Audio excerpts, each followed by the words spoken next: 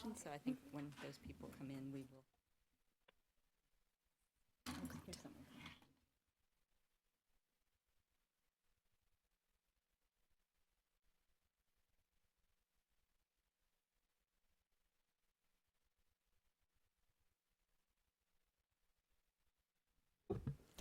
Well, we want to be respectful of everyone's time, so we'll go ahead and get started. My name is Ginger Gossman. I am a staff member here at the coordinating board, but I have never been part of the NSRP program or any of that work, so I am here today just to guide conversation and to help us stay on task to accomplish our goals for today. What we'd like to do is just start, however, with introductions as we go around our interestingly shaped circle here this morning. So also we want to thank you very much for your time. I know it takes a big chunk out of your time to come travel and spend your morning with us, and we really, really appreciate it. So our oddly shaped circle is here because this meeting is being webcast. It is a public meeting, and in the interest of transparency, the coordinating board broadcasts its meetings that are open to the public. So you will be online and you will be recorded, so you can go back and watch yourself. But that's why we have this set up here. This is the most convenient way for us to make sure the webcast is produced with the highest quality possible. And it also works out that this is where our microphones are. So just so you know, your little red light needs to be on in order for you to be mic'd. We'll ask those of you at the table to please share your microphones.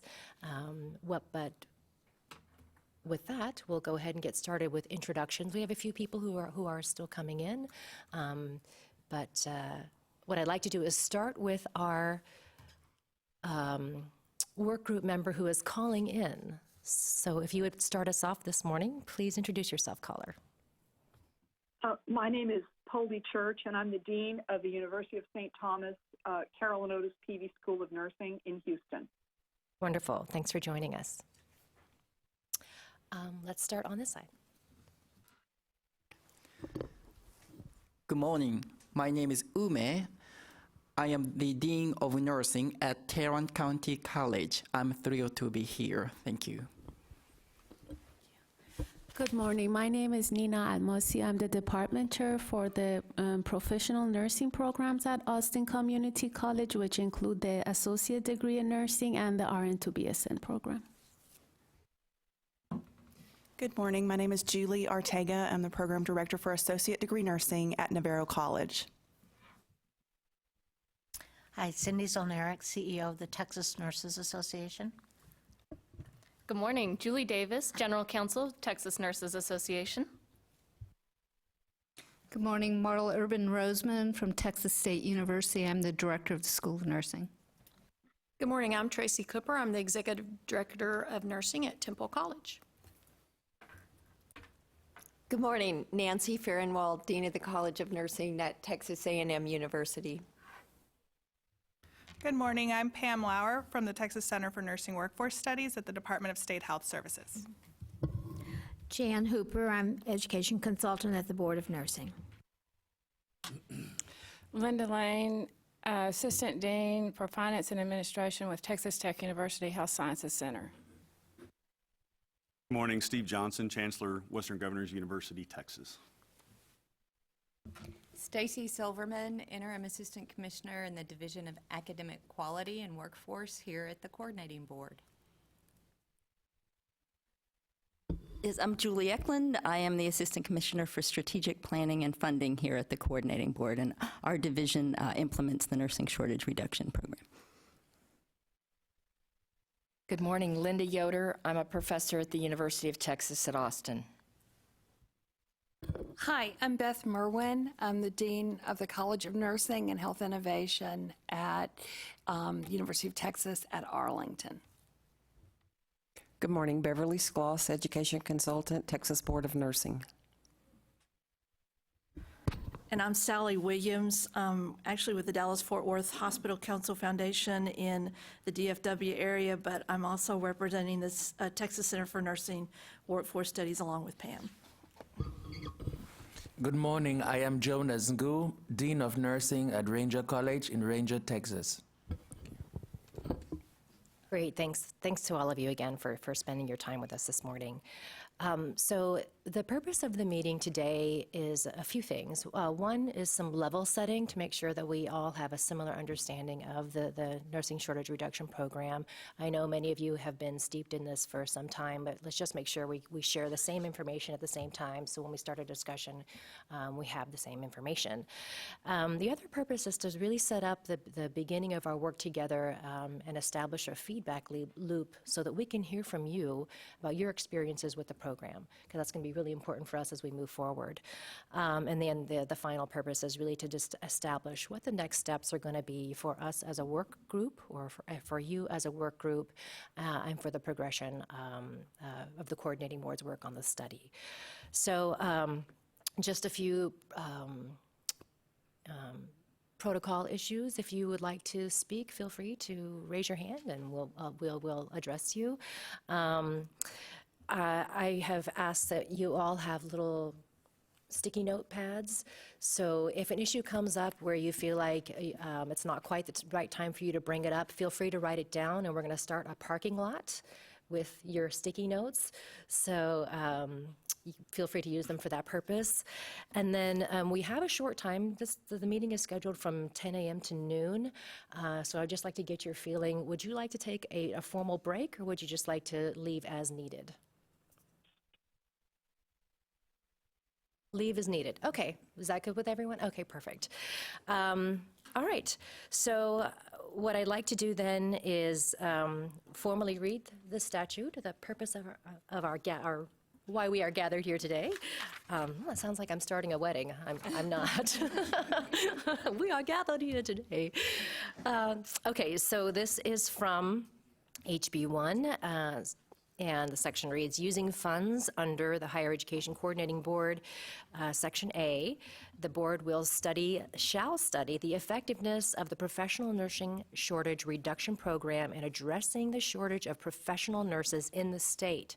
The study shall be conducted in coordination with a work group convened by the coordinating board and composed of representatives from the State Nursing Association, Texas Board of Nursing, Department of State Health Services Center for Nursing Workforce Studies, nursing deans and directors from public and private institutions of higher education in the state, and other stakeholders as appropriate.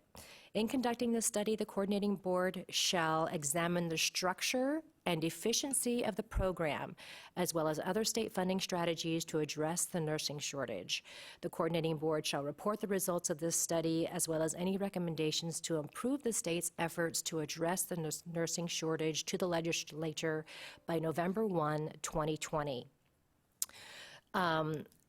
So we'll talk about that towards the end of the meeting, because that deadline, as we backwards design the timeline, we really need to be thinking about having this report done by August at the latest, probably August 1st we should shoot for, because there are some timelines within the coordinating board protocol that we have to meet in order to meet that deadline to the legislature. So, but again, we'll talk about more of that at the end of the meeting.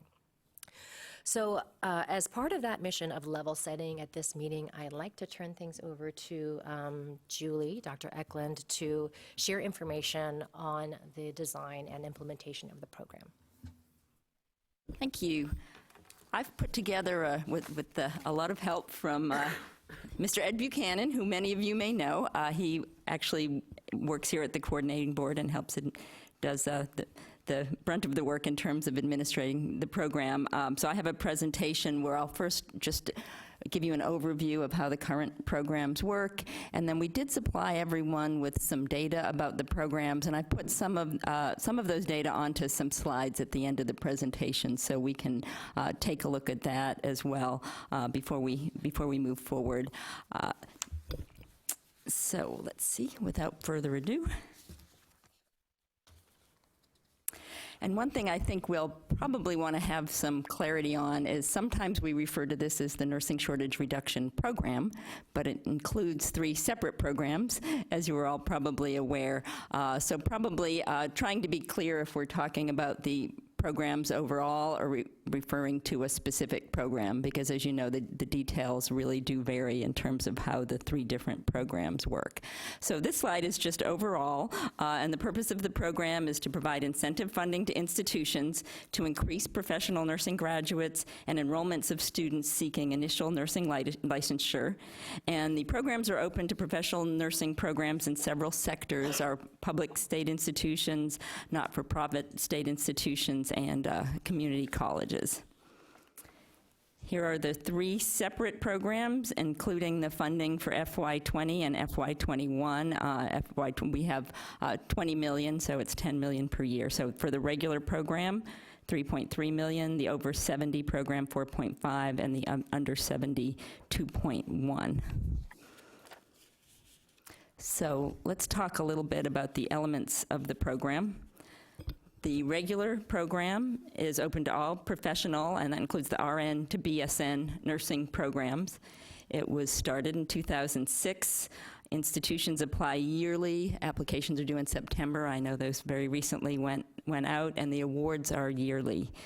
It's based, this program is based on the historical increase in nursing graduates, and this information comes to us on the Coordinating Board's graduation report, our CBM 009. So it includes all of those RN to BSN and professional nursing graduates. The typical award is about $3,000 to $3,500 per graduate, and the award must supplement current nursing program funding. So if the funding decreases, then the institution is not eligible for the award. This must be in addition to the current program funding for your program. The key elements of the over 70 program, and this program and the under 70 were added in 2010.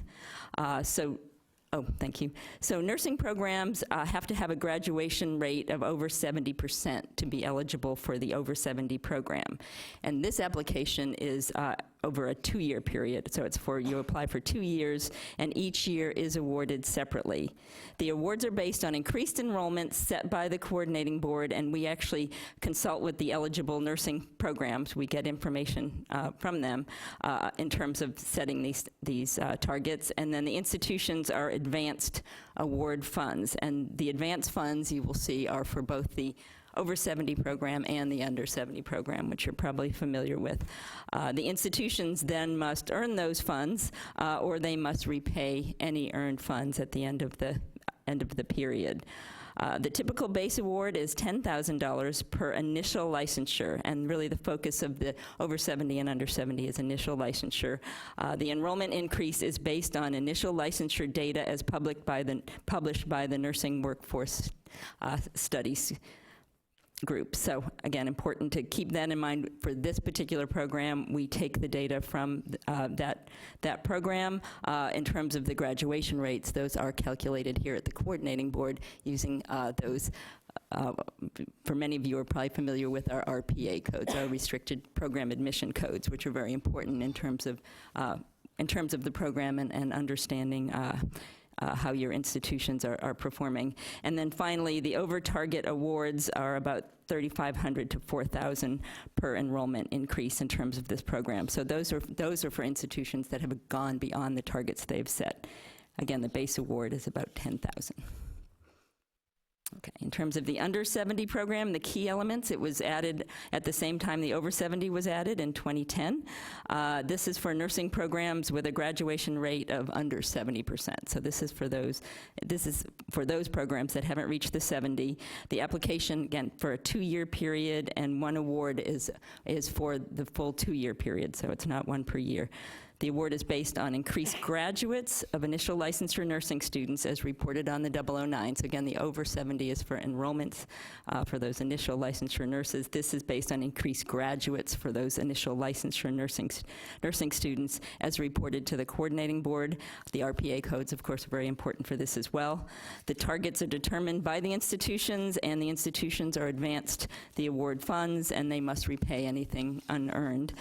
The typical base award for this program program is $8,100, I think, per year, or $16,200 per graduate if you're looking at over 2 years.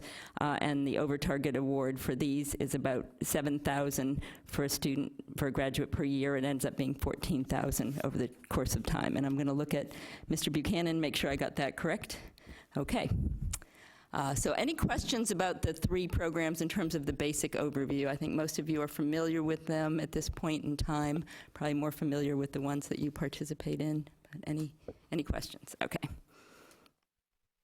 And just a slide on administration requirements. Institutions have one assigned contact that makes it easier for us in terms of administering the program. And institutions have almost 5 fiscal years to expend their awards. In the case of when the money is advanced, it is, I believe, and I'm going to look at Mr. Buchanan, it's 5 years altogether, including that period of time. The award expenditures are restricted to costs related to the approved categories within the nursing program. Those are fairly broad categories for those of you who are, again, work closely with the program. We asked institutions to document the basis of expenditure classification in case the programs are audited, and audits are required for awards over $500,000. The application submission deadlines, and here's just some things I wanted to mention in terms of how we administer the program, where we try to be strict about our deadlines. Again, there's a lot riding on this. The 009 reporting is due on October 1 for the nursing graduates, so we need to collect some data early for this program. Over 70 and under 70 programs, it's really critical that we get those RPA codes reported to the coordinating board in a timely and accurate way, and we want to make sure the institutions review prior to submission. So I think that, as you can see, there are a lot of considerations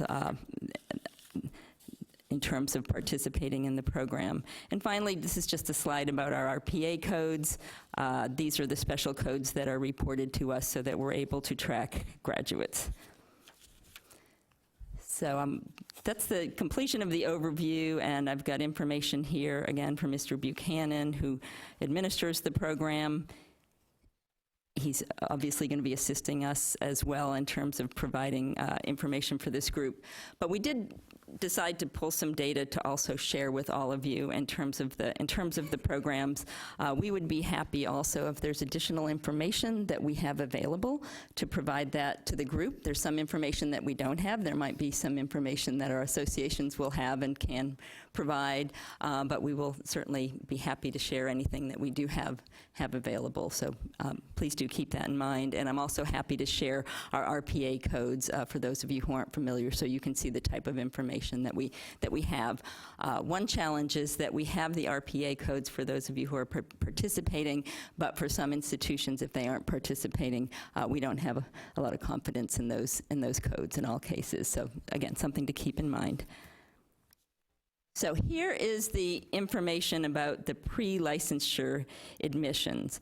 And this is, you can see the variation over time in terms of these data. We sent you actually the table that's behind this bar chart, but you can see we had some fluctuation.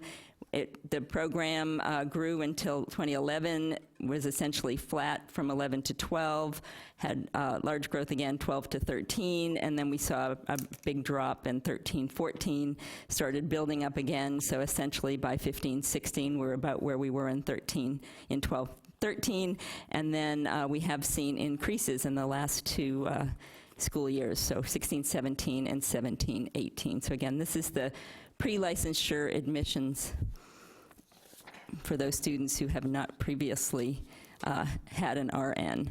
But we also pulled some data for our overall RN, for overall nursing graduates, and this would include our RN to BSN program. So the patterns look a little bit different here, as you can see, the growth over time, and again, the last couple of years have been fairly strong. It was up flatter 14, 15, 16. We didn't see quite as many fluctuations for this particular group, again, probably because of some of the changes that led to the growth in those RN to BSN programs. In terms of the nursing graduates, we've seen the largest growth, if you don't account for our career colleges, which is a very tiny little amount there, but we've seen the largest growth there at our public universities in terms of overall RN graduates. And you can see for the other sectors, our 4 years and our community colleges. We've seen some growth, but as you can see with the 2-year colleges, they, in 13, 14, 12, 13, 14, we had a lot of graduates, and that's leveled out since that time.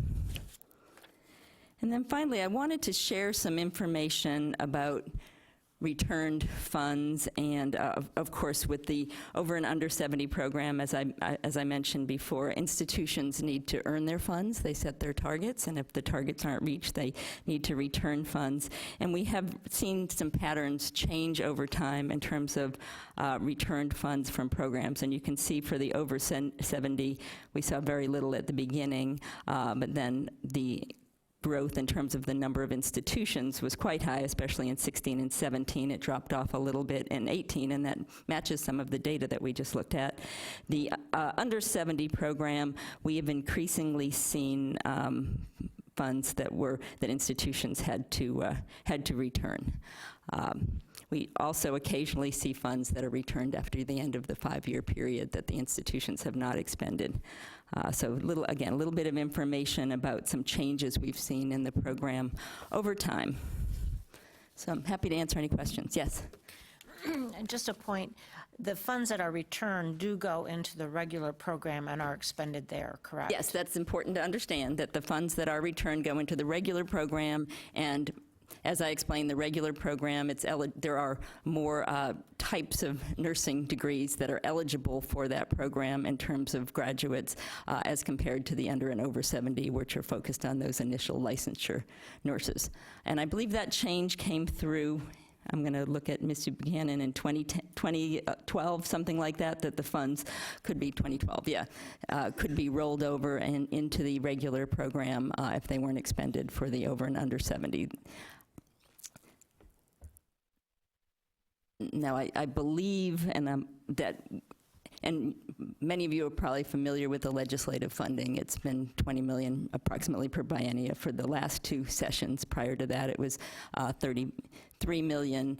We did, in terms of expending funds and thinking about even if you had some kind of a limit overall per nurse on that regular program, it was prior to the drop, we were reaching a point where we had very, very large amounts, which were rolling into the over 70. That has reduced some in terms of the amount of money available in the regular, which makes sense given the change in funding. So anything else about the history of the program, or again, we just wanted to provide some background to begin the discussion, and we are happy to share any additional information. Okay. Seeing no hands raised, I'd like to move forward. So I'm moving on to agenda item 4 on the formal agenda. We're really interested in learning what challenges and opportunities have you experienced or observed with this program?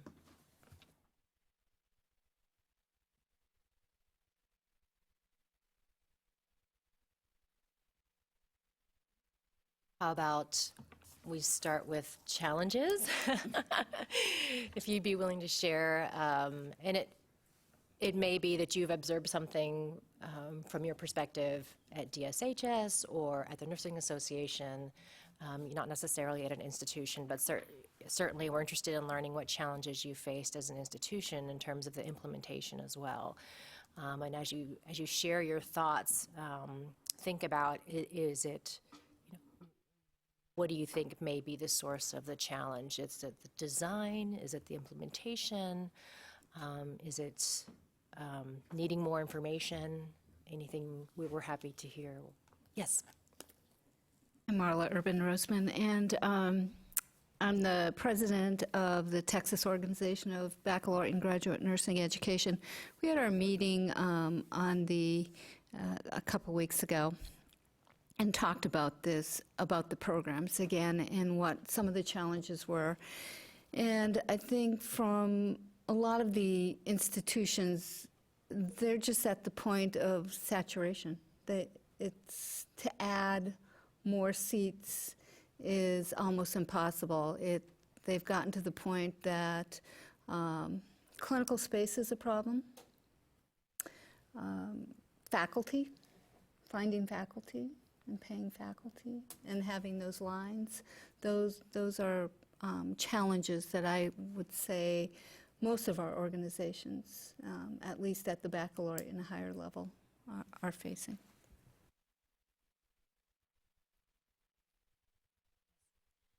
Yes, I'm Tracy Cooper from Temple College. One of the challenges we have is we use these funds to hire new faculty so we can increase our enrollment. We're turning away over 200 students a year because we don't have faculty.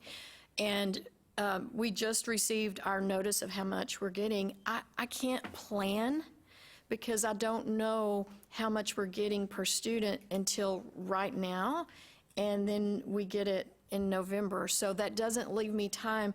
I have to ask my board for new faculty positions early, and so it's very difficult to know. I actually had put a spreadsheet together of all the different options I thought that we might receive with this. We knew we would get money, but we didn't know how much. I missed it.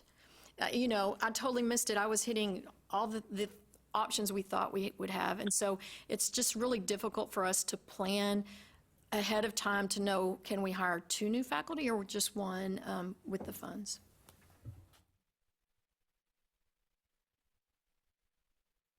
Is that true for other institutions also? Brenda Nichols from Lamar University. Some of our successes have been in what we've been able to do in our skills lab and in our sim labs. The money has provided a great deal of funding for updating equipment. We spent a large amount making our sim area and then spent this money to help bring it up to snuff. We also use it for supplementing faculty salaries. Biggest challenge for us is when we have rain events called Harvey or Imelda, then the next year we graduate a whole bunch, but then the next year the numbers are down and then they go back up. The real piece would be kind of, as Tracy mentioned, maybe looking at a 2 or 3 year pattern rather than these one-off patterns. It just seems too curt and too whimsical at the end to figure out what you're going to get from them.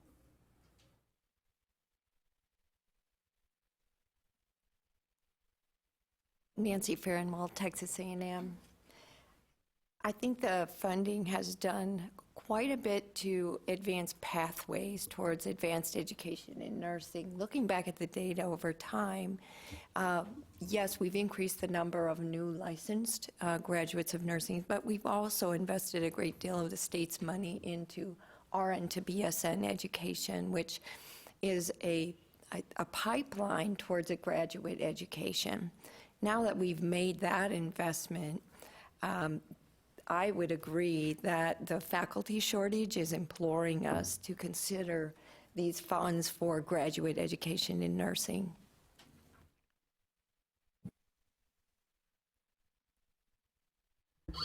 This is Jonas from Ranger College.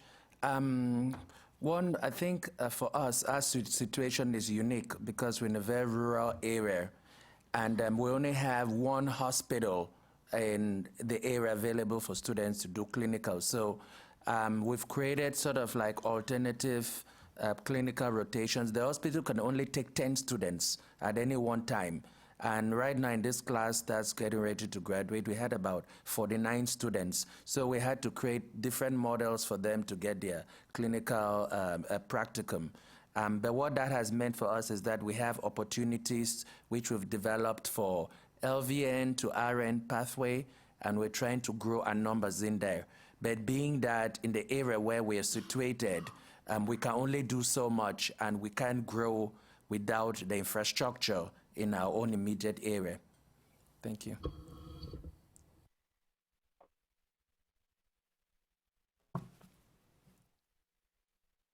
I would say that one of the benefits of the program really has been the ability to use that money in various ways, such as I know I've used the money for my simulation labs.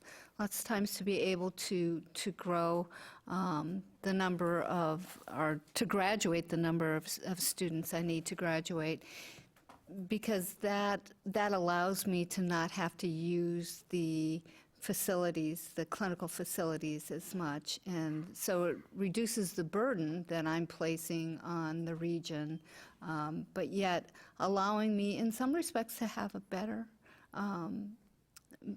educational outcomes by having this intense simulation. And I know the coordinating board has given innovation grants in the past, and I think that has really helped too. It's not part of this, but it really has helped the facilities. Yes. This is Holy Church, and with the University of St. Thomas in Houston. And I'd like to start by saying that we've been incredibly grateful for the program. I mean, it's been really, really beneficial. And we're thankful for Mr. Buchanan.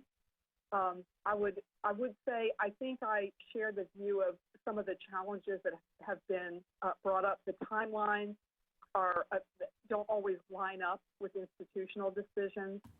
I think, and to some extent, because it's difficult to predict the amount that will be available, I've tended to use the money for things like retention services and other that have been very beneficial.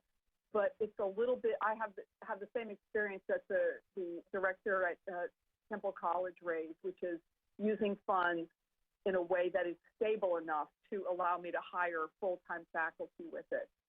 So I think that's one of the issues. I would also say I agree with the Texas Organization of Baccalaureate and Grad Nurse Educators that we are, I think, given the faculty issues, I think looking at some of the funding for graduate education, this may be a timely thing to consider.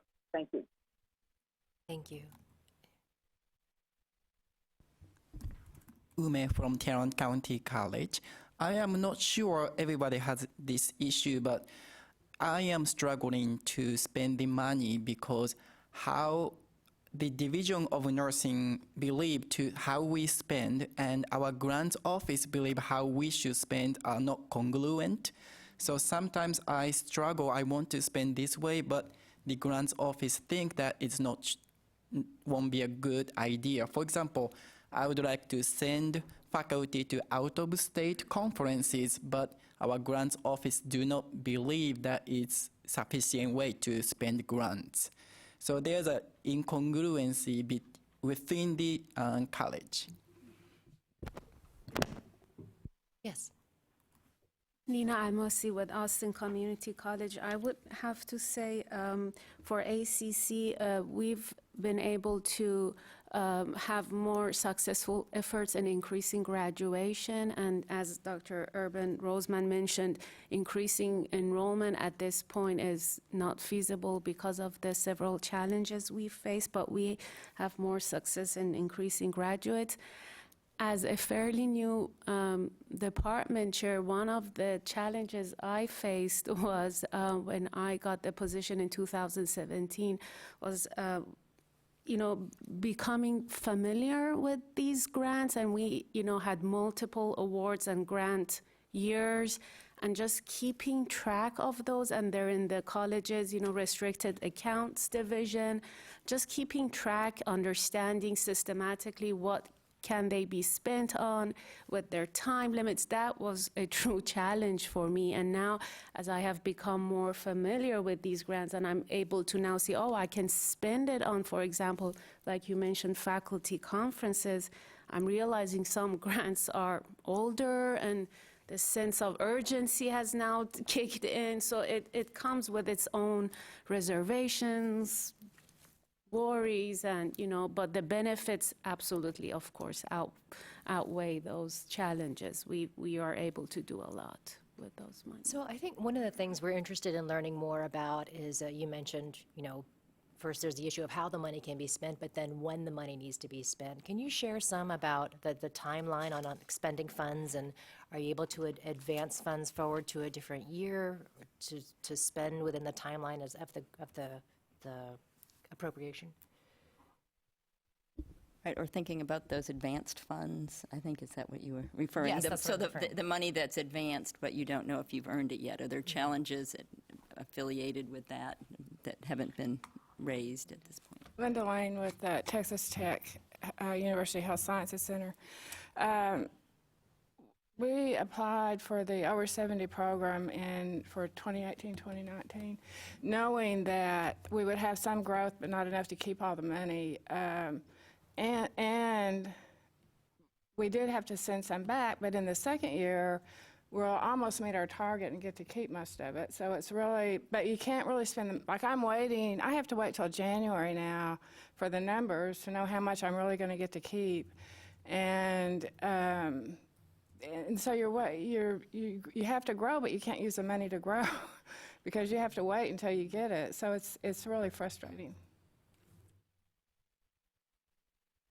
Linda Yoder from the University of Texas at Austin. I wanted to respond to that previous question. I agree with the point about saturation. At some of the schools, we've saturated what we can do in terms of building space, classroom seats for our students. But also, we have a unique situation at UT Austin in that we have this whole group of pre-licensure students that never get a BSN. And so I don't know if you all help us support that program. It's called the Alternate Entry Program, and these students come to us with an undergraduate degree in something else. They spend 1 year as an undergrad, essentially, in the last year of nursing school, and we open the fire hose and teach them everything they need to know to pass the NCLEX. And then they pass the NCLEX.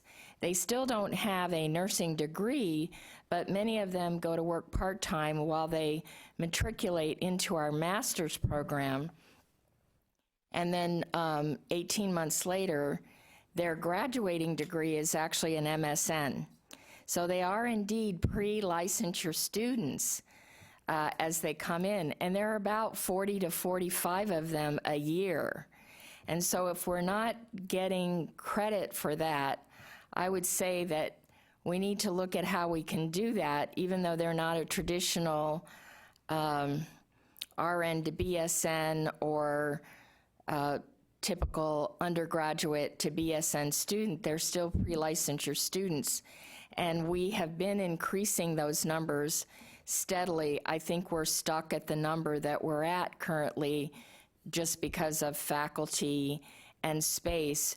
But then there are also in cities like Austin, with a number of nursing schools competing for clinical placements to include in long-term care, even with using simulation to a great degree, we have problems with clinical placements, not only for our undergraduate students, but for our graduate students.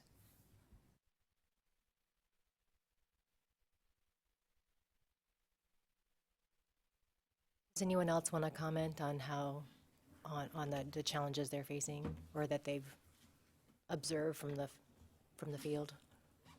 I will say from the organization is that a number of the schools did express their frustration with the fact that they did have to give the money back lots of times, so they did not spend their money until they knew that they were going to keep it. I know I'm one of them that when I got an over 70, I'm not spending this money till I know that it's my money to spend, so then that delays it. I know that was one of the concerns that I know Mr. Buchanan has come to our meetings a few times and asked why we weren't spending our money, because there was this big pot of money still sitting there.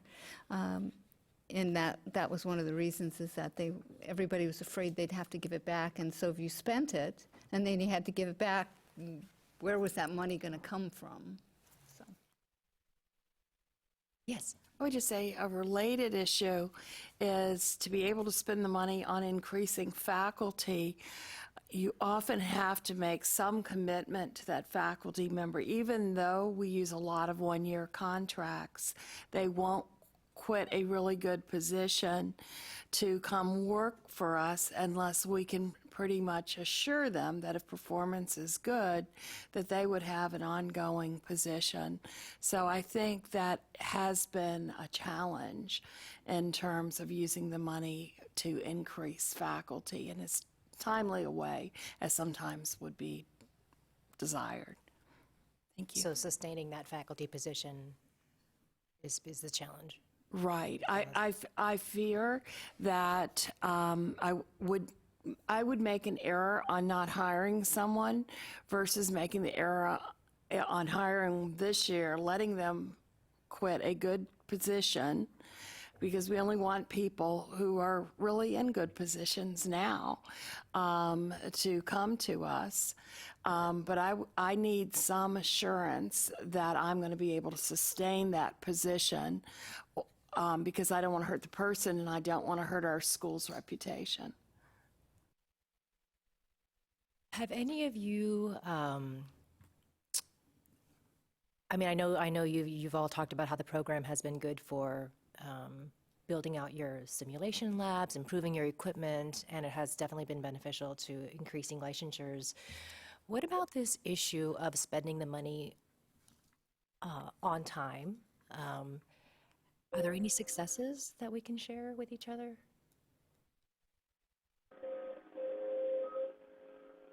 It depends what program you're talking about. I mean, if you're talking about the regular program, I don't have trouble spending my money at all. If I get the money, that I can spend it on faculty. I spend it on retention. Spend a lot of money on retention and graduation for those students.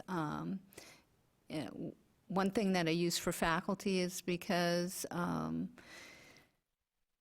we're challenged with clinical sites. We have a lot of students at clinical sites. Well, you have to have observation of the students or clinical oversight, so I hire teaching assistants to help with those observations, and that's really beneficial, and I hire that from these funds. So it always, to have the 4 years to spend them has just been very beneficial, at least to my institution.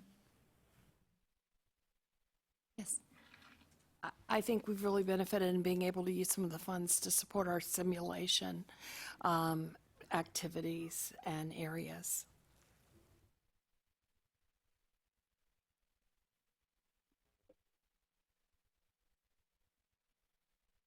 Okay. Yes. We've used the funds totally just for faculty salaries, but we have done what we call a market adjustment in order to give our existing faculty a little bit of a bump to help with retention of faculty. So it's not just to try to get new faculty in, but to help out our faculty that have been there. When you give your faculty a bump, do you rely on these funds to keep that salary? I mean, you have to pay the salary again next year. It's not a stipend, but it works like a stipend. Okay. So they all understand that their market adjustment is coming from these funds, and if these funds go away, that they will no longer have that. Although there was a year or two in there that we didn't have funds, and our college was able to maintain that. That's just a possibility that they all understand. It's not a part of their actual base salary. It's like a stipend. We use a lot. We don't have any trouble spending our dollars, but I try to save them for the last and use my other funds first. We spend a lot on part-time or clinical faculty to help with the clinicals, and in teaching also. So a lot of it goes to adjunct faculty.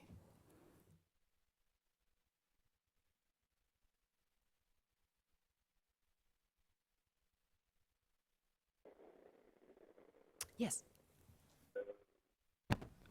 I have been spending majority of time, money to buy textbooks for underrepresented population, students with economical challenges. And also, we spend some money for Student Success Center. We ask faculty to work extra load to teach underrepresented populations and students who are struggling with passing courses, and we pay extra stipends for those faculty.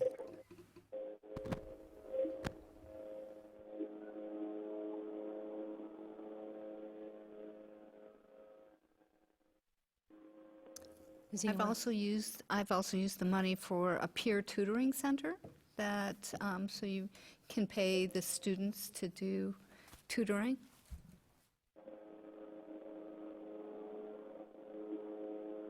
You know, it's just interesting to me, the different ways that are spent, the money spent that I hadn't thought about. Because we use student tutors a lot, but I never thought I could use this money for that. So it might be helpful if we had a more comprehensive list of the different ways institutions are spending the money. Would you be willing to share We've also that? used it to buy computerized assistance and review programs, updating some of the stuff we had in our lab.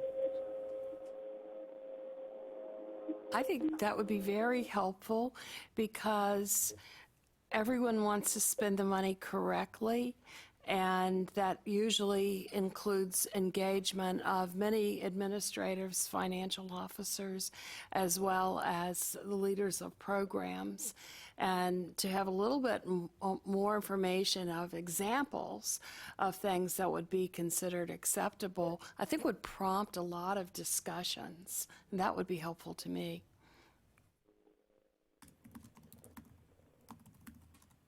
One other thing that someone said that their school thought of this as a grant, but I thought this wasn't considered a grant. When I read about it, it says it's not considered a grant. So you have to make your institution understand what kind of money it is.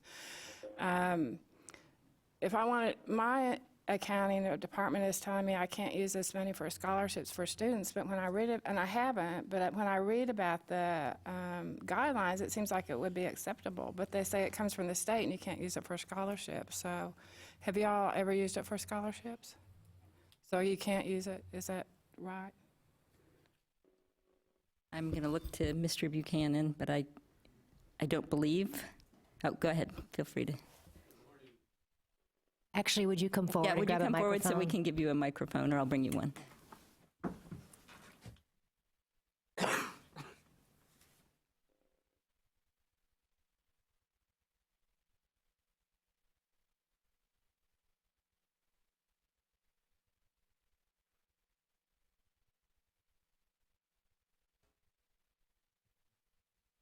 I'll talk generally first to answer your question. The allowable expenditures in the rider should be looked at as goals to be accomplished by your institution. And those goals are quite broad. If the particular expenditure you have in question will accomplish those goals, then it's allowable. That decision is something that you and your institution need to make and document in case you're audited. But it's my understanding that that giving financial aid to students is allowable under the expenditure guidelines.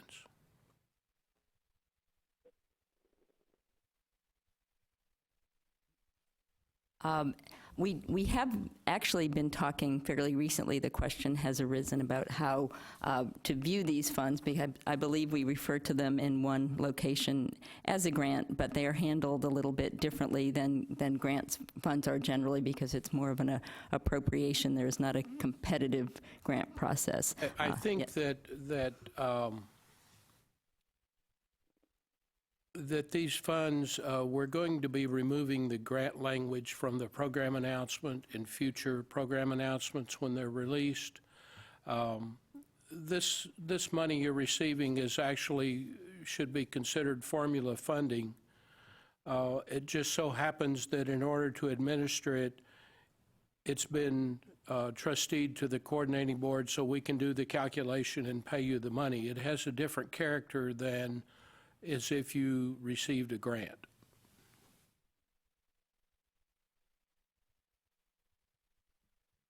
I have a question that's unrelated to this. So I don't know if there's more discussion on the scholarships. Does anyone else have a follow-up question for Ed about using the money to support students? Go ahead. Okay, my question is, this grant was really intended, or the program was really intended to target the nursing shortage and pre-licensure students, because we were projected, in 2009, when we were working on development of the program, the projected shortage, which now we know is projected to continue. And I've heard presentation about the funds being very helpful in developing simulation centers, which offloads the demand for the clinical site placements. I'm wondering, as we look at nursing and looking at healthcare moving more and more into community settings, has anyone used the funds specifically to develop clinical education in more community-based settings, which I don't think are as well utilized as our typical acute care hospital settings?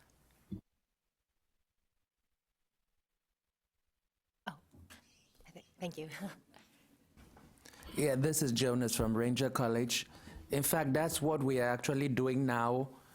Being that in my own location, we only have the one hospital that can only take 10 students at any time. I've reached out, we're partnering with many other alternative healthcare settings. We just got an MOU with Brownwood Health Department, where we're doing alternative and community and population health kinds of things. But that's what we're working on now to help offload again that pressure that we face. We're revising some of our learning outcomes so that students still get to learn those competencies, but in a different setting. So we're actually working on that right now. Okay. Yes. A related question. Would the funds used be broad enough to set up a dedicated teaching unit in a hospital or facility where the funds were used to pay hospital employees to help teach and precept the students with the goal of increasing clinical education opportunities? I have had the same idea and wondered if it might be a better use of one way to spend the funding is to help with the clinical placements, is to partner with the hospital some way, either as an incentive or, like you said, what you have is a great idea, I think, but in working with all the hospitals. I know we pay a lot of groups now for clinical placement, like in Austin, there's that, I can't think of the name of it. We have to pay so much a year to help with our placement, and there's in Dallas, we have to pay Dallas-Fort Worth Hospital Council for placements, and even then they're a little hard, you still have to find them, but it's in the other areas where you have, like in Lubbock, we have 3 or 4 schools of nursing vying for the same hospital space, and there's just so much you can do, and we're trying to stay away from paying our coaches or preceptors in the hospitals because it gets really expensive, and once you start, you open up the door to all programs. So you want to really think hard about it, but is there a better way to do it? Maybe using this money might be a way to do it. Can you speak to the funds using the use? Yeah, and I certainly also wanted to address that as my hope is that as the work group goes on, that there'll perhaps be ideas that will surface whether or not it's something that would be appropriate with the way the program is currently structured. It might be something to think about in terms of the future, and so to me it's nice to hear folks talking about how they're using the money and maybe some potential ways it could be used that it isn't being used now. So again, I wanted to mention that. One of the challenges, speaking as one of the 2 coordinating board members of the work group, ad hoc members, but one of the challenges for us has been how this is a very difficult program to administer. And as I hear some of these questions raised, I think it also causes some confusion in some cases. At your institutions, there's a lot of challenges with the structure. I think the program, in terms of opportunities, I think the program was very, very successful for a long time. We have seen some changes, which is why I was pleased to see a writer for us to have the opportunity to talk about it. So I did want to sort of bring that back too, that I hope we're able to save some of these ideas, even if we're not able to get to whether right now it's something that would fit, but certainly to think about in terms of the future of the program and as we're discussing this and as we're called here to do. So hope that's helpful. Yeah, Ed. Thank you. I'd like to address Dr. Mervin's example that she cited. And I think I will do that by asking the question, by using those funds that way, what will you accomplish? What is the end result? It could be possible with the development of the right partnership that a whole unit could be set up for the purpose of teaching. And it would take a partnership between a university and a facility, an agreement that from the very beginning, a very big part of their choice of staff, the type of unit it would be, would match the clinical education needs and offer opportunities for clinical education that may not exist now. And the result of doing that would be what? I think it would have to be evaluated, but the goal would be that the students could have opportunities for higher quality clinical rotations within a dedicated unit. So one of the results is going to be perhaps an increase in graduates?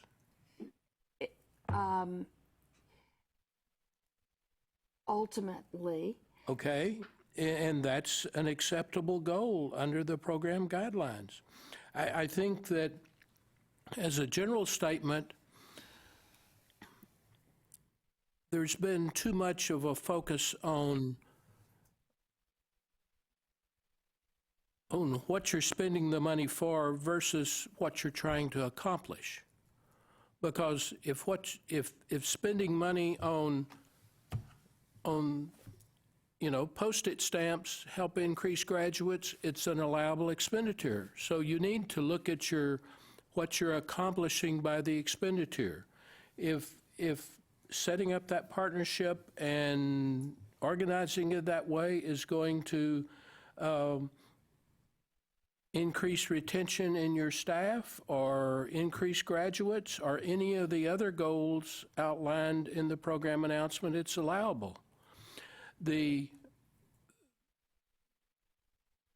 way the statute is written, that's perhaps the only reasonable way it could be interpreted, is these were goals to be accomplished, because the statute didn't list, it didn't give you a specific checklist of allowable expenditures as such. It gave you broad guidelines, which we recommend you interpret as goals to be accomplished. Does that answer your question? It does. Okay. Thank you very much. We are done with our first hour almost, so I'd like to move on, but if you want to go ahead and share your comments quickly. My comment simply is that the issue that Ms. Lane brought up earlier is whether or not I get to keep it is one of the issues that makes trying to do a nurse unit or that kind of a research partnership hard to manage, because since it's a one-year piece and I don't know if I'm going to meet my goal this year or how much I'm going to have to give back, it makes it harder to have that kind of a relationship with them. So I'm really pleased to hear that we could do some of that, but I'm also concerned about losing the money at midway through and then really being stuck with a partner who's looking for us to do our share and we can't. Right. Sorry. I just want to share a different perspective on the use of the funds for that purpose. It's been my experience that our healthcare system partners are willing to invest in our programs when we take on those innovations. In other words, award us some funding so that we can do these things together. So for us, when the funds are used to support the hospitals, what it has led to is our students show up on the unit where they normally have clinical, and there are additional students there who were not at the table when we negotiated those placements, but they're placed there because the hospital staff person is being paid by a school of nursing. So it creates a challenge for us to maintain the quality of the clinical experiences for our students. Did you want to share something, Stacy? Okay. Okay. I just wanted to comment, I appreciate the difficulty getting funds and not knowing if you're going to meet your targets and have to pay it back, and the dilemma and the challenges that creates. I do want to offer, just historically, previous to that, funds were only available after the increase was accomplished. And the feedback from deans and directors of schools of nursing was that, well, it's really hard to implement a change if we don't have the funding up front. So that was kind of that balance. And it's imperfect. It's imperfect getting the funds after. You have to make the investment and you get it reimbursed, so to speak. It's difficult to get the funds up front and then not be able to fully use them because you're concerned about paying it back.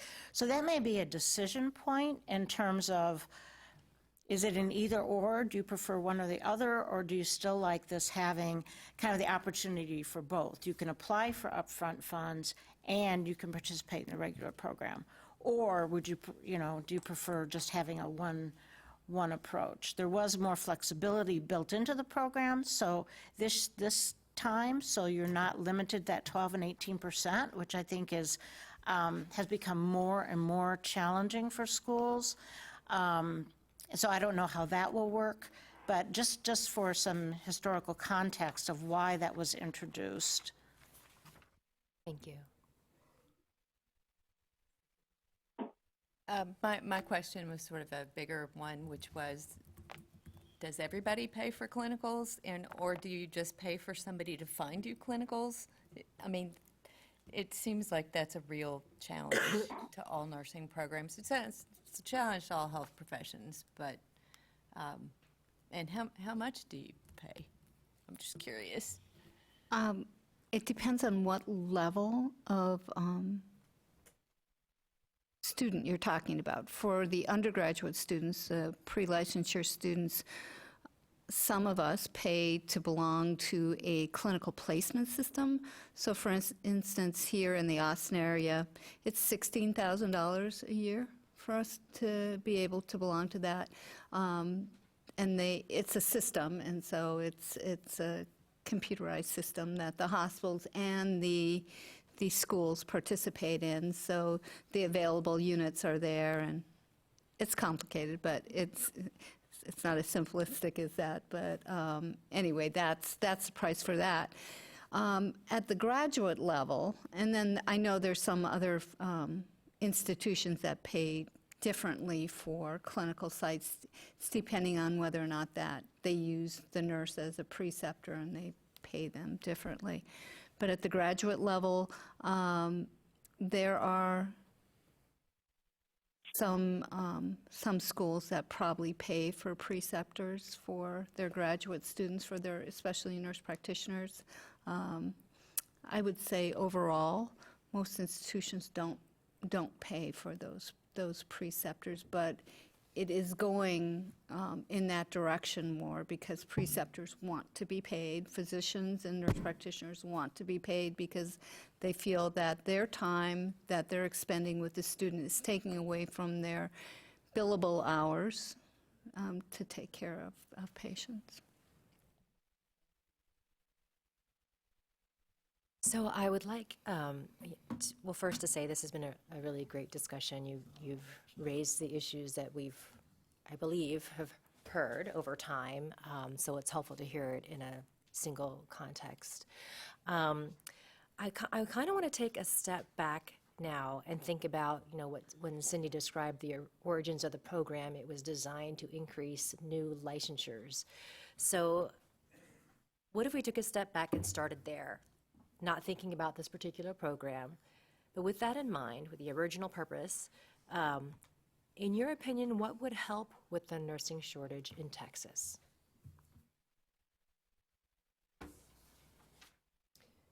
If you have peers in other states or in other places where you've seen programs that have been successful, that might be something you could think about. But from your perspective, what would be helpful that we haven't tried? Or maybe we tried it and for whatever reason it's no longer something we're doing. So we just wanted to give you take a chance to step back a little and hear your ideas on that.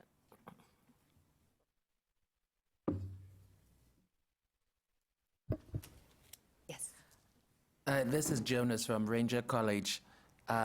This is a really, really broad one, but just to highlight a couple of things, I know we can all at least agree to the fact that one of the main issues, especially in my program, we're facing aging faculty. So we do not have enough younger nurses who want to move into educational roles. I currently have about over 50% of my faculty who would be retiring within the next 5 years.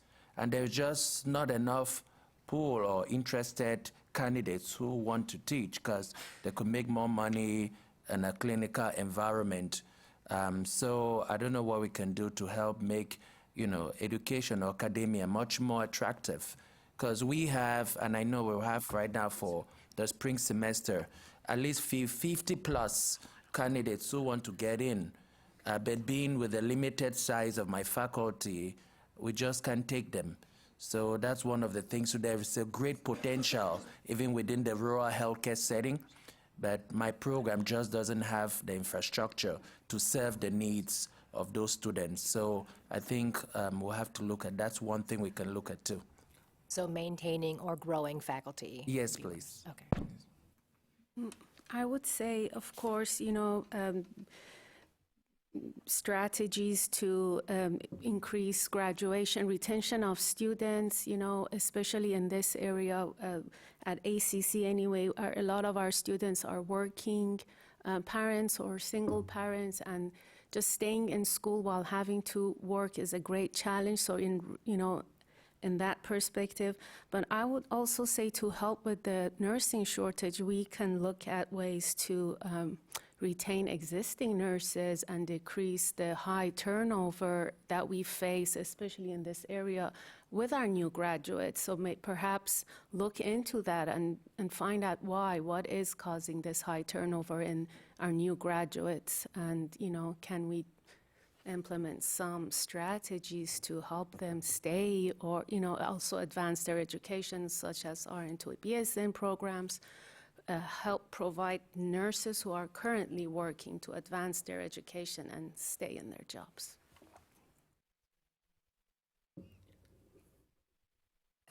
I'll speak to this from the perspective of my peers. When we had the TBOGNI, Texas Organization of Baccalaureate and Graduate Nurse Educators meeting about a week and a half ago, Dr. Urban Roseman and I had a discussion with our colleagues about this meeting today and what would they offer to bring to the group.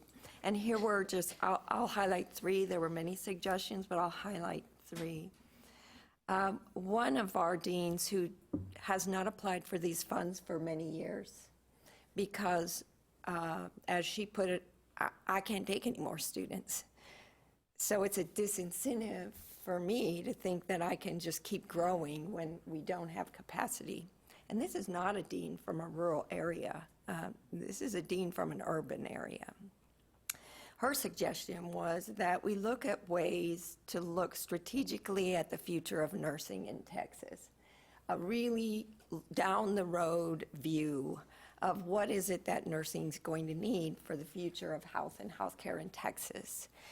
And a suggestion that came from the group was adding value to our nurses with less about degrees and more about retooling, new certificates, new courses, added credentialing, funding of predoctoral and postdoctoral stipends for graduate students in nursing, a payback requirement if people benefit from these funds or any kind of funds, time enroll for the schools that receive the fund. That was a suggestion. And then there was a statement about innovation, and that we really need to innovate rather than keep doing the same thing that we're doing. And that we have to, if we innovate, we set ourselves up for potential failure, because that's what innovation is. It's trying something that perhaps hasn't been tried before, at least in the context that you're trying it. So then the incentive based on success model might have to look a little bit different, and it might be a larger pool of funds for some projects that take us to a new level. Reduce the risk posture, in other words. The other suggestion was that as we're looking toward these alternate care settings, which are not really alternate care settings, are outside the hospital, community-based care, I think with the movement towards where people are seeking and accessing health care and the value-based initiatives of our healthcare system, it behooves us as educators of registered nurses in particular to engage them in that value-based care work. It's hard to do that in Texas. There aren't a lot of RNs working in primary care. But if we were able to leverage these funds to innovate that and try some nurse-led models of that, that might really benefit the people of Texas. It also might reduce our expenditures in terms of CMS funds or Medicaid dollars. But that's a kind of long-term picture of that discussion. There may have been a few other things, too, that Marla remembers. Julie, I know you've been trying to. I do want to offer an observation, just because I'm coming from a very outside, I'm not a nurse, I'm an attorney, and I'm fairly new to this position as well, so I have a bit of an outside perspective, and I just think it would help to place this into context that this very much affects nurses and nursing, but this is a multidisciplinary issue, that there is a health care shortage, period, across the board that exists beyond our state. So I think there may be some self-imposed limitations that have come from how we regulate, not just how we get nurses licensed or how we start someone off as an LVN and grow them from there, but where we're going past that. And I think that exists in other contexts as well, dental, physicians, psychologists, and mental health providers as well. I think part of it is also realizing that the provision of medicine may be changing, and there may be opportunities for innovation, looking at telehealth, like you were saying. You know, it's not necessarily that the type of care you're giving is changing, but the setting you're giving it in is changing. And I think, you know, there's more of a swing to that and adjusting to that and making sure that now the limitations that are imposed on the funds are not self-imposed, that they're the requirements of the appropriation themselves and not beyond that. And then just, again, the context that numerically speaking, as the population of Texas grows, will there ever not be realistically a shortage of healthcare providers given the number of nurses and assistants and every kind of role of healthcare provider? Will there ever not be a shortage? And just giving a little bit more realistic context to the problem, because y'all deal with this so much in the education realm, and it just from listening, the conversation is, how do we get more licenses? How do we get more people practicing? And I think part of it has to grow and has to change with the context. Thank you. Yes. Sorry. I'm sorry. Were you? Well, I've heard two things that really impressed me. If you're thinking shortage of nurses, it means keep the students in nursing school and bring nurses back that aren't practicing anymore, because some people leave nursing. We've already mentioned that. So the first thing is, what we found from looking at programs that are looking at their pass rate, that the main thing that programs do to increase their pass rate is to increase their students and then go back to recognize when they're at risk very early on and provide help for them. And I know that there are times when programs have hired retention specialists or other tutors or people to help the students get through the program. And many students would make it if they had that kind of help. So that's one way, just keep them in school until they finish. And then there are a lot of nurses that aren't working. They've left practice. And how do you get back if you let your license lapse? The board has 3 ways, and one of them is to take a refresher course. And in North Carolina, I read this recently that they had an intentioned effort in bringing nurses back to practice, and they actually established a curriculum and all, and we have kind of that. We have a little more flexibility, but I don't know how many of your programs actually encourage nurses to come back and come to our refresher program so that you can get your license renewed and get back into practice. But those are 2 ways if you're just thinking nursing shortage, to get more nurses, and I think that's the main thing we want to be focused on.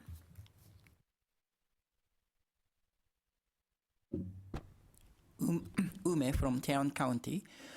I do have vocational nursing program at TCC. I think that it's very important for us to remove some disparities exist between our professional nursing and vocational nursing. Vocational nursing program does not receive any funds. I do have many students applying for vocational nursing program. I asked the question, why did you choose vocational nursing over RN program? Because they already met the criteria to enter to the ADN program. The answer was they cannot afford 2 years of education, 4 years of education. They just need to get the job that what they really want to be, RN, to be nurse. But they just don't have money to spend. So they are just looking for 1 year education, become a nurse, and enter into the pathway to be RN. So it's very important for us to give more opportunities for vocational nurses as well. And this is Nina Almosi again. Along the lines of what can we do to help with the nursing shortage, one area that I think is an opportunity for a potential partnership between higher education and clinical practice would be addressing the gap that our graduates face in their perception of their preparedness to work. You know, we know there is a gap. Data supports that the schools believe that their graduates are prepared to work, whereas the clinical leadership believes that these graduates are not ready to assume. So I think an area would be partnering to have some innovative transition to practice partnerships, especially in settings with higher turnover rates, such as long-term care settings. And I don't know if that would somehow, if that's something that we can engage in after the point of graduation, because we know that transition phase is highly stressful and is associated with high turnover. Hi, this is Jonas again from Ranger College. I think another area of opportunity to increase the number of nurses is to look at reaching out to underrepresented population groups in nursing. And one of those, which I am a part of, is men in nursing. I sit on the board of the American Association of Men in Nursing, and I chair the membership committee. And it just so happened that with one of my DMP students, who I chair her work, actually worked on a project to increase recruitment of men coming into nursing as a second career. And this DMP project actually was really so good, we submitted it to the federal government for grant funding. And we got the University of Miami to partner with us, and we got awarded $2.5 million just for this initiative to recruit men in nursing. So I think oftentimes we always forget about this underutilized population that we can recruit, because men coming to nursing as a second career most often are more motivated and committed since they've been in some kind of professional role. So I think that's another opportunity for us to exploit. Thank you. I think that's a great point, and looking at the underrepresented populations, but you still have to have spaces in your programs to take those individuals. So, you know, so that would help with our diversity, but it doesn't really help with getting more numbers. And I think that's some of the issue here is how do we continue to increase our pre-licensure, especially it sounds like numbers. That seems to be what the focus of this entire grant was, I guess. I'll just call it grant, just because we've been calling it grant for so long. But I do think going back to the whole, issue of the fact that we have so many faculty that are going to retire, that is going to have a severe impact on nursing education. We haven't seen that impact yet, but in 5 years, the Center for Workforce can probably talk about this a little bit more, but I heard it was like 30% of the nurse educators in Texas are going to retire in the next 5 years. If that's the case, it's about 20. It's 20? Okay, somebody told me 30, but so 20%. I mean, even 20% of the nurse educators. That's a fifth of your nurse educators are going to retire in the next 5 years. That's huge. So perhaps there's room to refocus some of this. I know in the regular funding cycle, you do get money for your MSNs that graduate, and any level of nurse that graduates, you do get money for over your amount of nurses that you graduated the year or the 2 years before. But is there any way to reshape this program in some respects to really concentrate on those nurses that will teach, that can teach? I don't know. Well, I think especially at the first meeting of this group, you know, all questions are on the table. So these are the kinds of ideas we were hoping to hear. This is what we call in the innovation territory a BHAG, a big, hairy, audacious problem. It means the solutions will be varied and multi-pronged, and the questions, the problems are really put us in a position to think creatively about how to approach them, and it won't be just one way to approach, as you say. It's a multi-pronged issue. It's healthcare in general, and nursing is one part of that. Thank you again for sharing these ideas. Did you have a comment on the phone? Yes, I do, actually, and I appreciate all the views that everyone has contributed. And I would add, I think I would agree that two major pieces, I think we all see this, are faculty, access to qualified faculty, and then clinical placement. And even in the Houston area, which has huge hospitals and huge systems, we're overwhelming them, you know, so it's a difficult challenge. I will speak to the discussion of faculty retirements, et cetera. In around the year 2000, I was involved with TNA with a workforce supply and demand study. And at the time, faculty salaries were a major issue. And faculty aging was an issue. That's only worsened. And I realized the salary issue is a complicated one. But I do think, you know, when I entered nursing education in the late 80s, I didn't take major pay cuts moving from a nursing leadership role in clinical service to education. But I think that's a major issue. You look at the national data, and graduate students want to go into advanced practice. This is a good thing. but I do think it has exacerbated the shortage, and I don't think the solutions are easy, but I think that's one of the things that we're dealing with. Thank you. So at this point, we've talked about challenges and opportunities in using this actual program. We've talked about what if we could step back, what would really help nursing. Is there any other high-level question you think we should be asking today?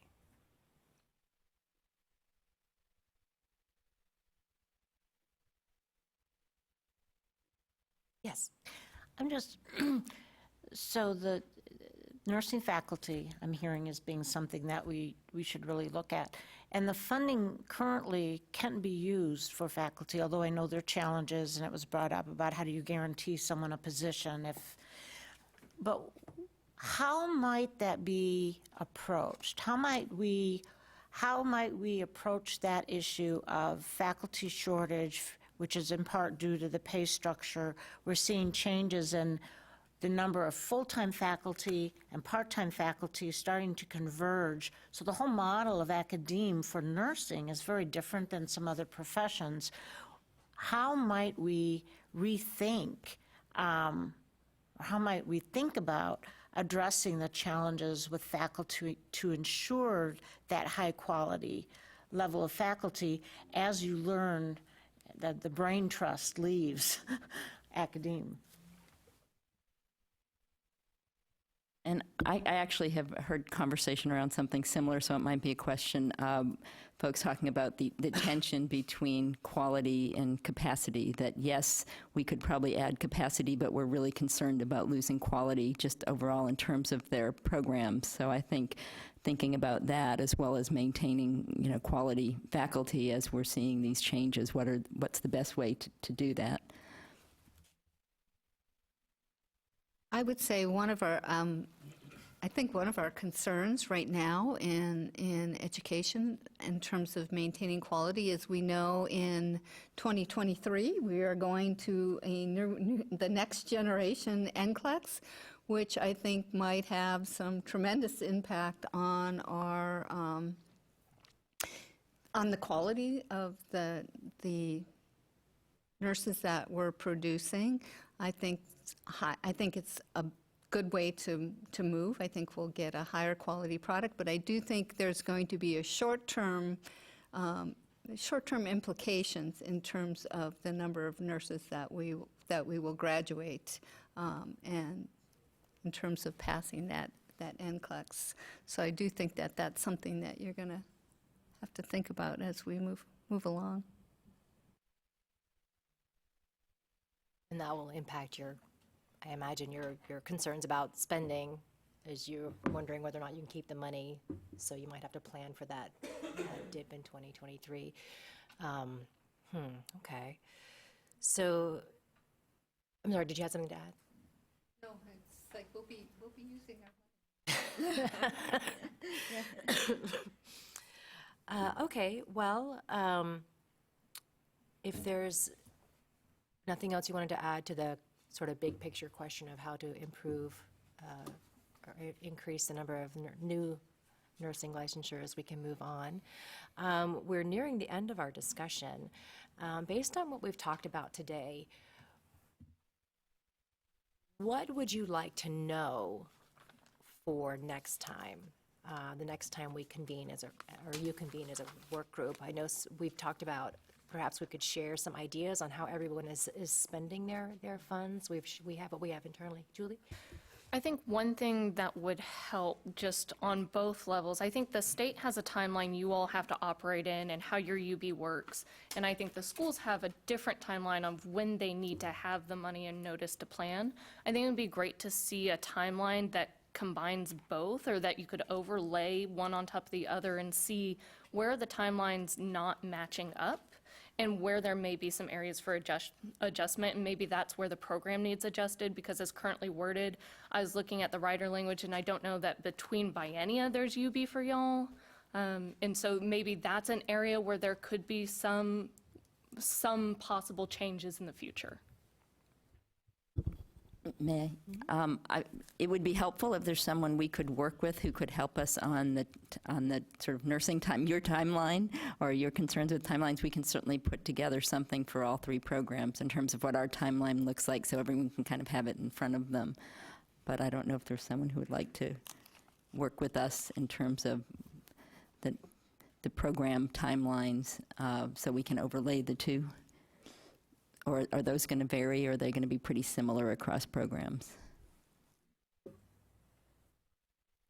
Would any of the schools be willing to, at least a very generalized, like in this month, this is when we're getting notice, but this is when we do our hiring? I think just something very generic where it's like a period of time to know when you need to make hiring decisions, when the schools are looking at your budgets for the next school year, something like that, just to give us a better idea. Just sort of a simple layout of how this works timing-wise.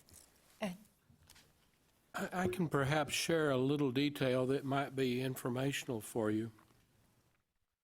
Obviously, this is an incentive funding program the legislature has established and trusteed money to us. Obviously, that works on, it comes out every biennium for the next 2 years. The regular program, we have to wait until institutions can report their data October 1st.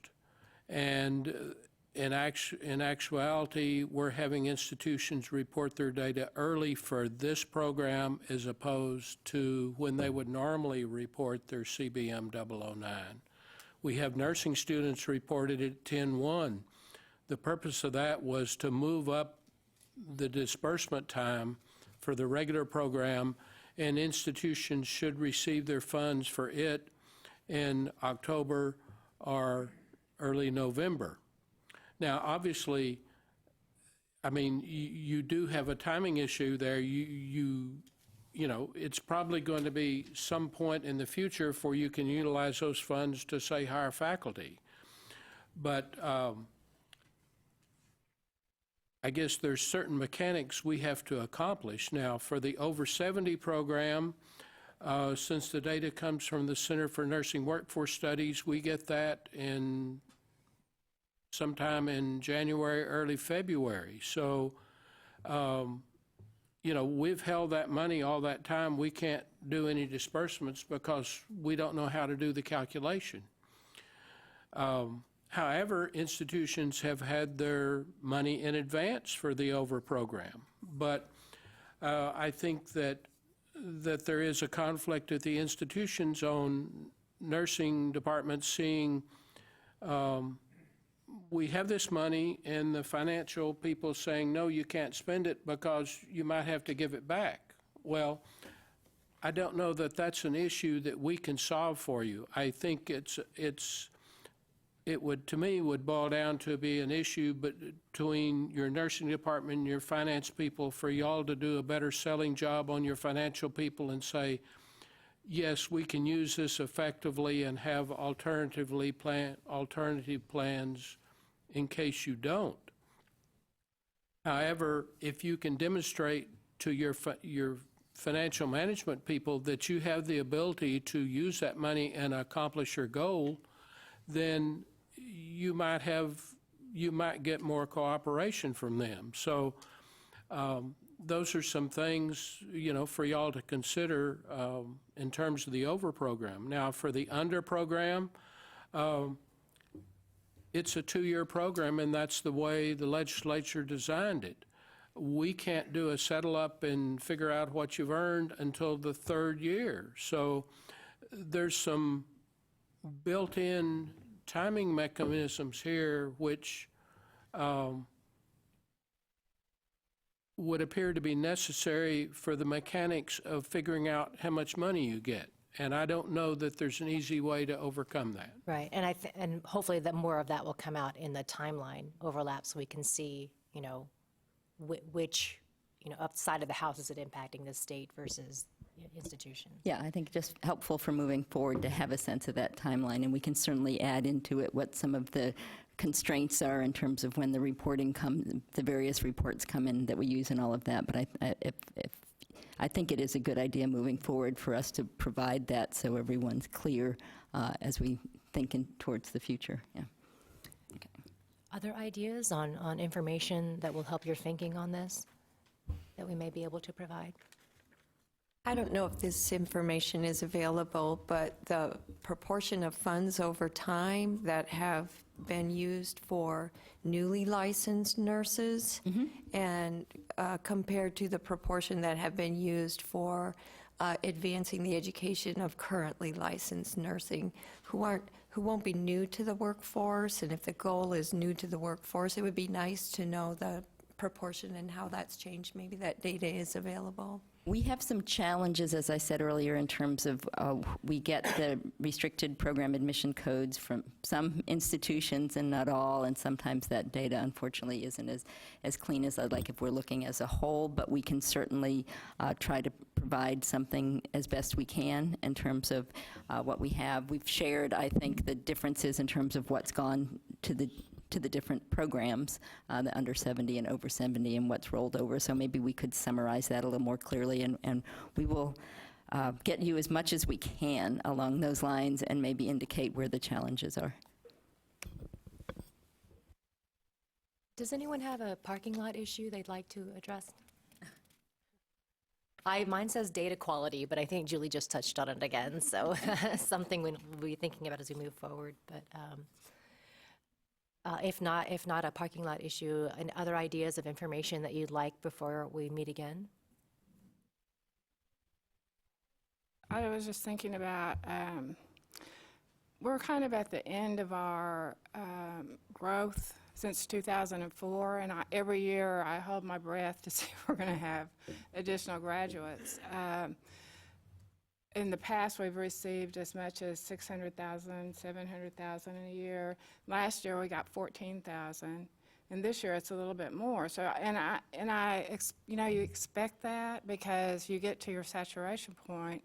But I also think we're going to, at least I think, are going to experience a decline in our RN to BSN students, and that could hurt our graduation growth.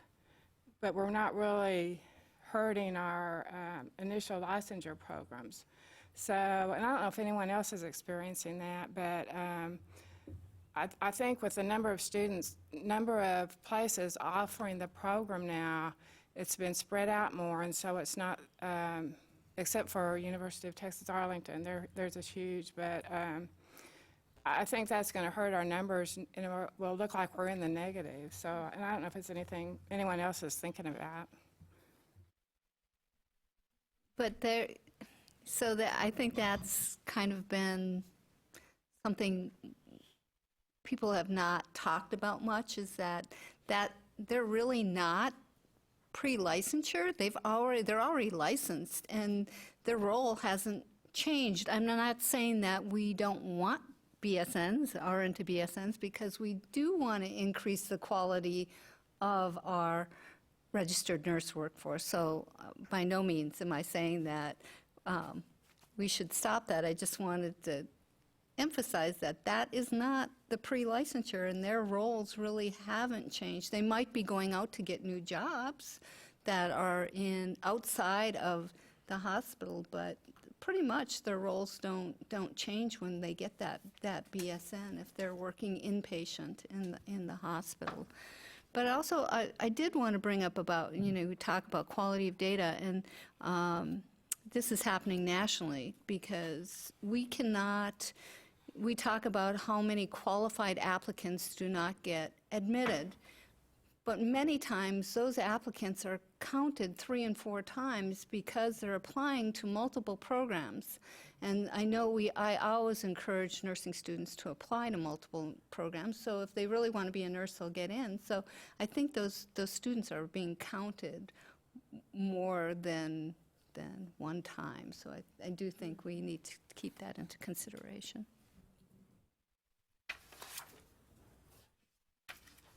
Is there any interest in pulling data looking at gender in terms of our nursing graduates? Since that was raised, would that be helpful? Trying to think of some of the things I heard. Okay. Yes. So do breakout there. Anything else that we can provide based on what we have? Again, it's challenging. We probably have better data than many folks because we do collect those RPA codes. It's challenging because a lot of students might enter higher education thinking they want to be a nurse, but until someone actually enrolls in that restricted admission program, we wouldn't be counting them. Yes? One thing that might be interesting, just given the talk about the aging workforce, aging faculty issue, is to see the average age of an entry level as compared to a graduate. Okay, that's in the different programs. We can do that, yeah. Okay. And it will probably follow along the data that I shared that showed all of the graduates earlier. Let me kind of go back to that if it'll let me. So basically, we could take now we could for the pre-licensure, I don't know because we get this information from the Nursing Association. I don't know that we can affiliate age with that, but we can certainly look at our overall graduate counts and look at give you an average age there. And when we're able to do breakouts, because we have RPA codes, we can try to provide that information as well. One more piece of data suggested by the deans at Tabogny was that when we are presenting data on workforce, it's really helpful to have the Texas workforce data and the national data together for comparison. Okay, and is there a source for that national nursing data? Well, I know that the National Council of State Boards of Nursing has data, but also our accrediting organizations, well, it's not, you can't draw the conclusion that it applies to all of us, but the American Association of Colleges of Nursing, I think, accredits a lot of programs in Texas, BSN programs, and we receive an annual report on faculty and students. And I use it for benchmarking diversity. I use it for benchmarking faculty age and retirement. So for me, that works, but it's not inclusive of all programs. There are some sources for national workforce data. There are a few different ones, and I'll share those, and we can decide what we want to use. Thank you. Yes, certainly, we're happy to be a clearinghouse. If people on the committee want to share information to share with the rest of the group, feel free to send it to us. We are able to track graduates who stay in Texas into the workforce if they're not self-employed, for example. So we can look to see if we find our nursing graduates in a hospital setting, we get an industry code. We will not know for sure that they're working as a nurse, but we know from some other information that's been studied that generally the pipeline is cleaner for nurses if you going into nursing than there's other fields where we find it's people might have a liberal arts degree and be doing computer science as well as computer science. That's harder to track, but we can certainly look at some of that information for within Texas if people feel that would be helpful as well. So in other words, are we finding these folks who we're tracking employed in a setting, and we could look out for several years. May I ask, Ginger, is it all right to ask, where do we get the information regarding whether students are no longer in the profession?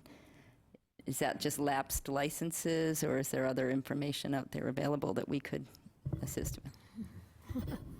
I wish I could give you an exact number, but of the nurses coming back and doing a refresher or some other way to renew their license, it's in the hundreds. I know that Virginia put that together recently because we were really looking at the whole idea of bringing nurses back to practice, because this has been done at times when there's a severe shortage, and some states have realized we have nurses who are not practicing. But I think another thing we need to look at is making the work setting more attractive. That's and why they leave, we don't quite know. As far as national data from NCSBN, I've been on a committee looking at metrics and quality indicators and risk factors for programs. So we went out to all states asking for their annual data, and we probably got 50 kinds of data. There is no normal. So one of our recommendations is going to be some basic essentials that everyone provides. I was just going to add that one of the sources that we use when we look at those numbers is the Board of Nursing's relicensure data. And I don't know if that's the same source that Virginia was using for the students. So that goes to that. And then just to be clear, she's talking about different national workforce data than I am, but it's also collected by NCSBN. So they also did a national survey of nurses, and they have data for each of the states and then nationally through their sample survey. So. Are there any other issues, data issues you'd like us to try? Well, not issues. Any other data points you'd like us to share next time? Or information in general? Okay. So I keep saying next time, which means we'll be meeting again. Hopefully I'll see all of you again. But as we think towards our next gathering, what are your thoughts on how the work group will contribute overall to the report? You know, we're imagining that the coordinating board will be taking the lead on doing the heavy lifting of the writing and the research piece. But we do want to work in coordination with you. Indeed, the legislation tasks us to do so. So how do you envision your contribution as a work group? I guess a question to be able to answer is, you start out by saying that, or at least the word study was mentioned in relation to the report. So is a study being designed with a collection of new data as a part of informing the report, or will you be using existing data and input from this group and other groups for the report? So I will defer to Dr. Eklund on that, if you have any thoughts. So we have not, we wanted to bring everyone together for this first meeting, and so there is, I think getting feedback from all of you would be helpful. I think there's, in terms of, you know, we need to consider resources moving forward, and but whether we have some kind of additional data collection, use what we have, et cetera, I think a lot of it is going to depend on, some of it will be direction from the group, thinking about, you know, what recommendations might be there. Some of it will depend if we get some additional outside feedback. So I think at this point, we're very early in the process, and we wanted to make sure that we had feedback from people in the field regarding what you think it's important in terms of things for us to be looking at, and getting some direction there. So I'm afraid I can't give you too much of an answer, but it's a very good question, and I think hopefully that will start to emerge a little bit more as we move forward. We do know we have the deadline of November 1st when the coordinating board has to forward the study and recommendations to the legislature, which means it will have to go to a board meeting and a meeting prior to that. So really the coordinating board study, which includes the recommendation, of course, that you all are collaborating with in terms of providing us feedback through the work group, that work will have to be done probably August 1. So we're probably, you know, looking at hopefully making some decisions, having some movement forward fairly soon in terms of collecting the information that you all want to look at, any kind of work that we want to be doing, and making decisions so that something can be ready in the spring, I would think. So by the end of spring, does that? Thank you. That is helpful. So it sounds like we should be considering, I don't know when you're planning the next meeting, but for having feedback related to maybe some of the issues we talked about today that we can't find answers for in the existing data. I know graduate education came up a lot as an area that perhaps there isn't quite as much data in. So I know I have interest in that. Yeah, and there's also, we will frequently do a survey if there's information that we feel it's important to gather from institutions. I think looking at a sort of formal data gathering is a very different type of scenario, and generally I think might not be one that's done in this type of situation, but certainly surveying, whether it's to gather quantitative or qualitative data, is something that could be considered if there's a sense that there's some missing information that really would be helpful. This was partially answered, but I think what would be helpful is kind of a timeline for the scope of work. You mentioned having some product in the spring, but maybe what that timeline looks like, working backwards from November 1st when you have to have it to the legislature. Yes, for sure. Yes. I apologize if you have already provided this. Would it be possible to send us the original bill that the rider was mentioned? Sure, and I thought we did send it, but if we didn't, we'll go ahead and resend that. It includes the rider and, of course, also the detail of how the program is structured overall. So it's in the study is included in that rider in the appropriations bill.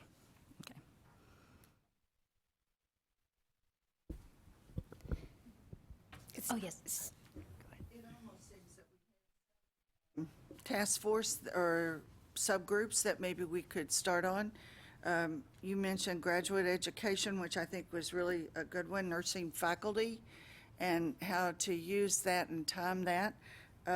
We talked about whether or not there was really truly potential growth in programs, a number of programs that said they were about maxed out because of clinical or others.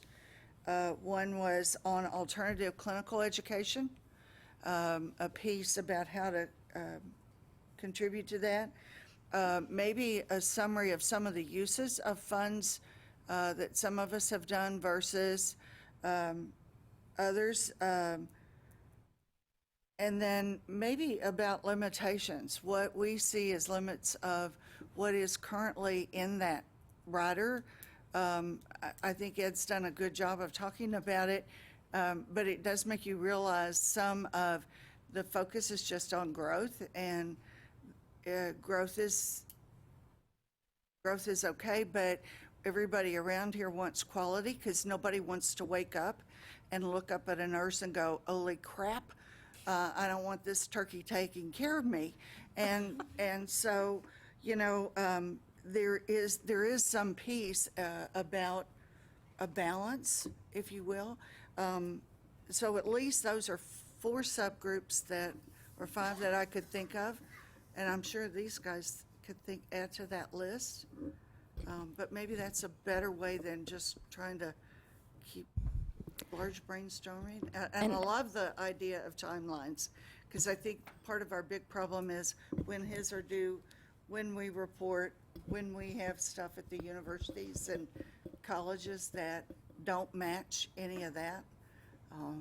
And I will add that we frequently do have, when we have work groups and committees that are formally convened, we frequently do see those groups break out into subgroups to do some of their work in work groups and then bring their work back to the main group, and that can be effective. The other thing we do see sometimes, and we see it sometimes with negotiated rulemaking, is we'll have groups work on a straw man proposal for, here's what an approach or different approaches might look like, so then people can respond to that. So certainly those types of things have been done in the past if this group would like to move forward in that type of direction. No, it may be too soon to do that, but. Well, it's certainly something to think about in terms of timeline and capacity, your own personal timeline and capacity. Is that something you are willing and able to contribute to this work? I mean, we would very much like to see subgroups, I think, be able to dig a little bit deeper on each topic, and we're happy to help facilitate that and coordinate that. But again, that's going to be something you decide as a work group, whether or not you want to move forward with that kind of design as a work group. Well, that does get to everything on our agenda. Are there any questions Regarding today, we need to set our next meeting. How do you want to coordinate that? Yeah, it would be helpful actually to have some feedback. And if folks do like the work group model, then the full group meetings might be structured a little bit differently than if everyone did want to come together. And again, we're flexible on what you think works for you. In terms of our travel budget and just what we thought was reasonable, I think we were thinking about 5 to 6 meetings altogether. I think any more than that could be burdensome, which would mean we'd have 4 or 5 more after today. I do know the holidays are coming as well. So I would be happy, we would be happy, and again, I'm going to hand it over to Ginger in terms of facilitation, but we are certainly happy to either send out some kind of a poll to see what works best for everyone for the next meeting, or even better if you all could come to some agreement today, at least about a general outline for when a next meeting would be, whether you want to be in, try to fit something in December. I know it's a very tight timeline and a busy time for all of you, or if early January is better. Again, November will be here at the end of the week. If people wanted to meet that soon, that might be challenging. And certainly discuss anything. I think we have a clear idea of the data that would be needed that we'll try to pull together. But if there's any other work that we could be doing behind the scenes to help facilitate your work when you come together again. So at a minimum, how much time do we need as staff to respond to the questions or the requests for data or information? I think these particular ones aren't going to be too much, so we could certainly do that in time for a December meeting if people wanted to meet again before the holidays, and I think that's doable. Next week probably isn't, but but I think that would be fine. I think we're open again to what's going to work best for everyone, or an early January meeting would be an option. Yes. If there's any nursing education data that's going to be needed, I would recommend January for the next meeting, because we'll have updated data we could share at that point. Okay. Oh, thank you. And that is good. And we actually will have certified graduation data. We have the data now, but it's error-free at this point. We will have we should have final certified graduation data. Okay, so we're thinking maybe first or second week of January. Does that work for most? Okay. Well, we will finalize that date, and I think that's that's everything we've covered on the agenda, unless there are any lingering questions or comments that folks want to make before we adjourn. Oh, well, thank you very much again for your time, and we look forward to continuing our work with you.